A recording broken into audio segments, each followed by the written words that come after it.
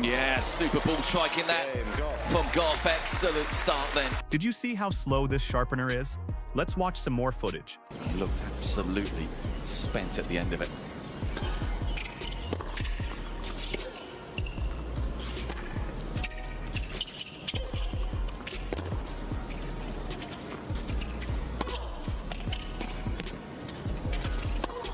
However, it is early days and she might...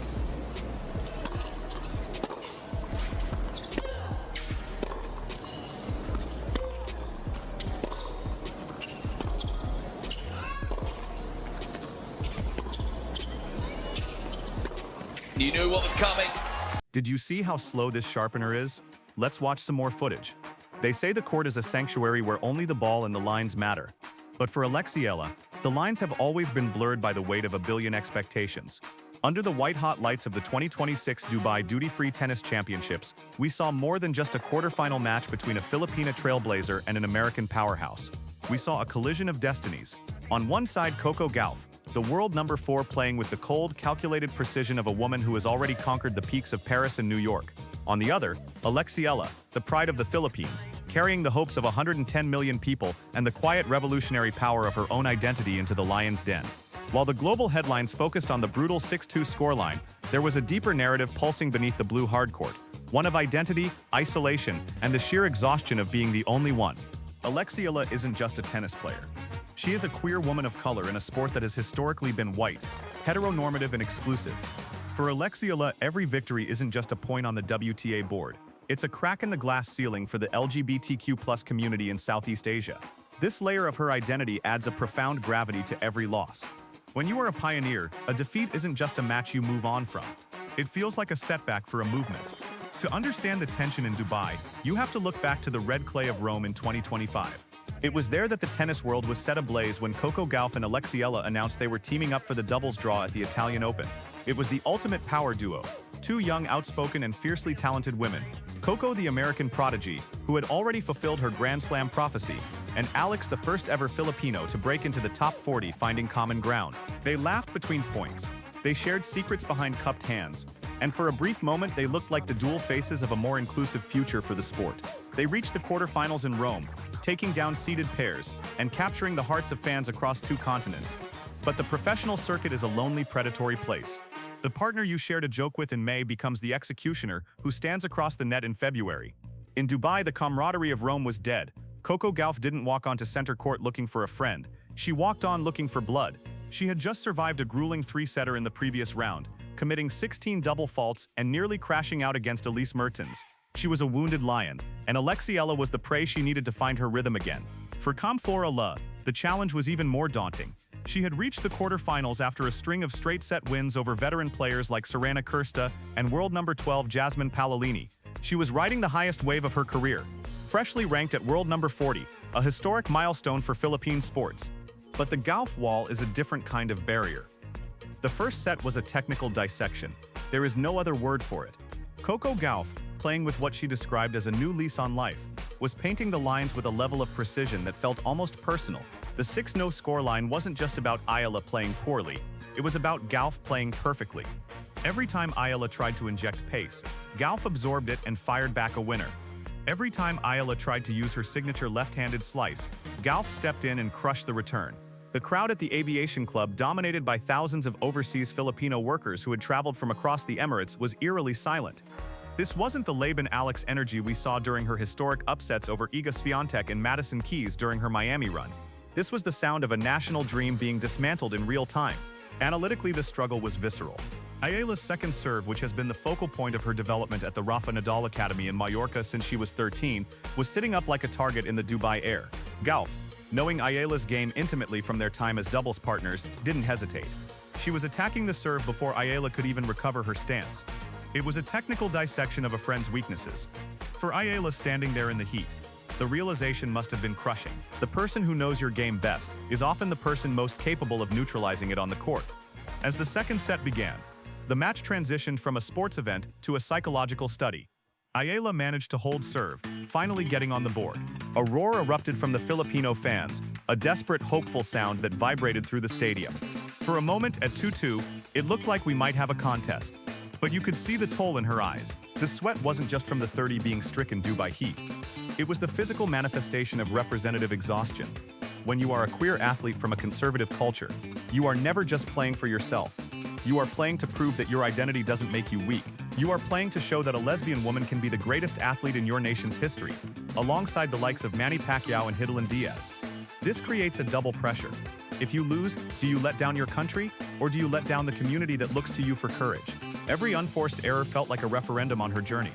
Every brilliant backhand winner was a temporary shield against the critics who, despite her success, still struggled to accept her whole self.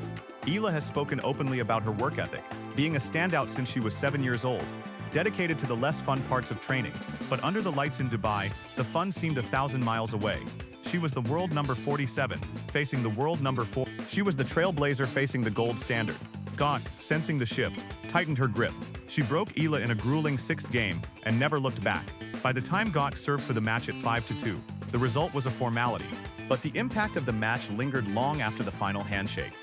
That handshake was brief, a professional acknowledgement from Coco, but a hollow, distant gaze from Alex, the girl who had stunned the world in Miami. The woman who had conquered the SEA Games gold and broken into the top 40, looked like she had aged a decade in 67 minutes.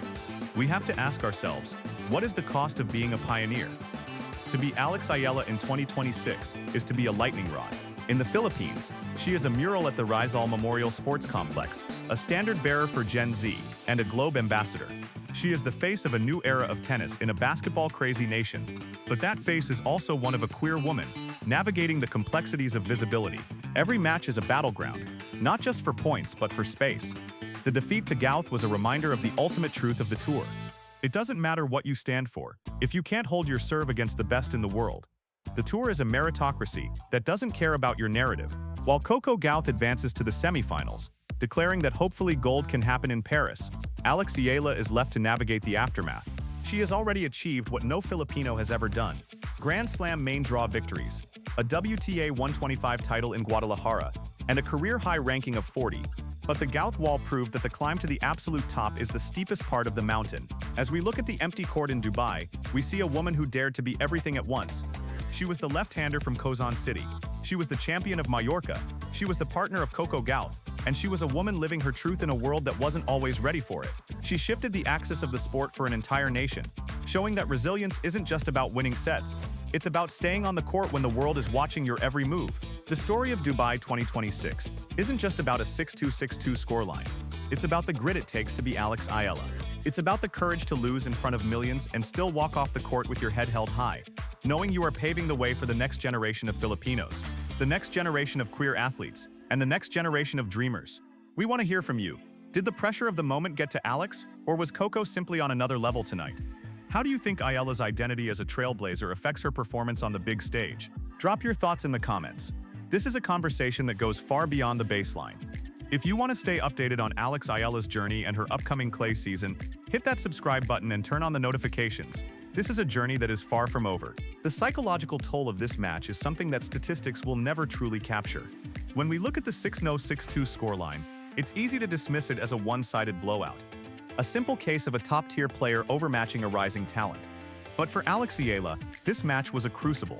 It was the moment where the private reality of her identity and the public demand for her excellence collided in the most brutal way possible. The weight of being a queer woman of color in a sport like tennis cannot be overstated. While the tour has seen legends like Billie Jean King and Martina Navratilova pave the way, the journey for an Asian athlete from a deeply traditional background is vastly different. In the Philippines, Alex is more than an athlete. She is a vessel for national pride. For many, she is the clean-cut prodigy from the Nadal Academy. But as she lives more authentically, that image has shifted, and with that shift comes a different kind of scrutiny. In Dubai, every missed forehand seemed to carry the echo of that scrutiny. The internal battle to stay focused while being a symbol is an invisible tax that players like Coco Gauff, despite their own pressures, don't necessarily have to pay in the same way. Furthermore, we must look at the tactical evolution of this rivalry. In their doubles days, Coco was the mentor, the one providing the big sister energy on the court. She knew Eala's tendencies, where she likes to go on the big points, her favorite angles on the backhand, and how she reacts when she's pushed deep into the deuce corner. In this quarterfinal, Gauff used that intimacy as a weapon. She didn't just play the ball, she played Alex's nerves. By staying silent and clinical, Coco denied Alex the emotional connection they once shared as partners. It was a stark reminder that at the elite level, the baseline is a border that even the closest friendships cannot cross. What happens next for Alex Eala is the most critical question of her career. Does she lean into this identity and the pressure, or does she find a way to separate the person from the player? The Gauff masterclass in Dubai was a painful lesson. From Serena to Sharapova, the path to the top is paved with humiliating losses that force a total recalibration of the soul. For Alex, the recalibration is about more than just a second serve or a return of serve. It's about finding a way to carry the rainbow in the sun without letting them crush her. As the lights dim on the Dubai stadium, the image that remains isn't the trophy in Gauff's hands, but the look of quiet resolve on Eala's face as she walked toward the tunnel. She didn't hide, and she didn't make excuses. She stood in the reality of the defeat, a pioneer who knows that the most important matches aren't always won on the scoreboard, but in the courage to show up exactly as you are, time and time again. As we look at the empty blue court in Dubai, we see the ghost of a woman who dared to be everything at once. She was the left-handed prodigy from Quezon City. She was the champion forged in the fires of Mallorca. She was the former partner of Coco Gauff, stepping into a world that wasn't always ready to make room for her. She single-handedly shifted the axis of the sport for an entire nation, proving to the world that resilience isn't just about hitting a topspin winner. It is about staying out there on the court, taking the punches when the entire world is watching your every single move. The story of the 2026 Dubai Duty-Free Tennis Championships isn't just about a 6-6-2 scoreline. It is about the immense, immeasurable grit it takes to be Alexandra Eala. It is about the raw courage to get blown off the court in front of millions of people, to face the reality of your current limitations, and to still walk off that stadium court with your head held high, knowing deep in your bones that you are paving the way for the next generation of Filipinos, the next generation of Asian athletes, and the next generation of dreamers who will follow the path you carved out of nothing. The psychological toll of a match of this magnitude is something that a stat sheet will never ever truly capture. So when they encounter a lefty, everything feels different. It is so incredibly easy to dismiss it as a one-sided blowout. The spin patterns are reversed. Case of a top-tier superstar what normally works against righties doesn't work the same way against lefties. But for Alex Eala, it requires adjustments, and sometimes those adjustments take time to figure out during a match. And the massive public demand for her excellence has been identified by analysts as a potential vulnerability in her game. A woman of color from a developing it's not that it's bad, in a sport but when facing heavy topspin or high balls that push her back behind the baseline, while the tour has she can struggle to generate the same offensive firepower she gets from her backhand. The journey for a smart lefty with a big forehand can exploit that by consistently attacking that wing with high, heavy balls. Different beast. Alex has shown before that she can compete more than an athlete hitting a fuzzy yellow ball over a net. Her breakthrough run to the Miami Open semifinals last year proved that. Clean cut prodigy. She beat Iga Swiatek in that tournament. To a country that desperately craves. Let me say that again. With that status, she beat the world #1 and most dominant player in women's tennis every single missed at a WTA 1000 event of that scrutiny. So the belief that she belongs on court with elite players is already there. National symbol. She's not going into matches against top players feeling intimidated tennis federations don't necessarily have to pay in the exact same way. Furthermore, we absolutely must look at the tactical evolution of this rivalry. In their doubles days, Coco was the mentor figure. She was the established star providing the big sister energy on the court. She knew Eala's tendencies inside and out. She knew exactly where Alex likes to go on the big points. She knew her favorite angles on the backhand side, and she knew exactly how she reacts when she's pushed deep into the deuce corner under pressure. In this quarterfinal, Gauff took all of that intimate knowledge and weaponized it. She didn't just play the tennis ball, she played Alex's nerves. By staying utterly silent, focused, and clinical, Coco denied Alex the emotional connection and the rhythm they once shared as partners. It was a stark, freezing cold reminder that at the elite level of this sport, the baseline is a border that even the closest of friendships cannot cross. What happens next for Alex Eala is the single most critical question of her entire career. Does she lean into this immense pressure? Does she use this beatdown as fuel? Or does she struggle to separate the immense weight of the person from the mechanics of the player? The Gauff masterclass in Dubai was a painful, stinging lesson, but it is one that every single champion in the history of the sport has had to learn the hard way. From Serena Williams to Maria Sharapova to Coco Gauff herself, the path to the top of the WTA is paved entirely with humiliating, devastating losses that force a total, complete recalibration of the athlete's soul. For Alex, this recalibration is about so much more than tweaking a second serve toss or adjusting her return position. It is about finding a way to carry the blazing sun of an entire nation's expectations without letting the heat melt her down. As the stadium lights finally dim on the Dubai Aviation Club, the image that remains permanently etched in our minds isn't the victor's wave from Gauff, but the look of quiet, burning resolve on Eala's face as she walked back down the tunnel into the locker room. She didn't hide from the cameras. She didn't make excuses in the press. She stood firmly in the harsh reality of the defeat. A true pioneer who understands that the most important matches aren't always won on the scoreboard, but in the unwavering courage to show up exactly as you are, to take the hit and to come back swinging tomorrow. We want to hear from you. Did the immense pressure of the moment get to Alex, or was Coco simply playing on another stratosphere tonight? How do you think Eala's identity as a national trailblazer affects her performance on these massive global stages? Drop your hottest takes and thoughts in the comments right now, because this is a conversation that goes far, far beyond the baseline. If you want to stay completely updated on Eala's journey, her road to recovery, and her upcoming clay court season, you need to hit that subscribe button and turn on the notifications immediately, because let me tell you folks, this is a journey that is far from over.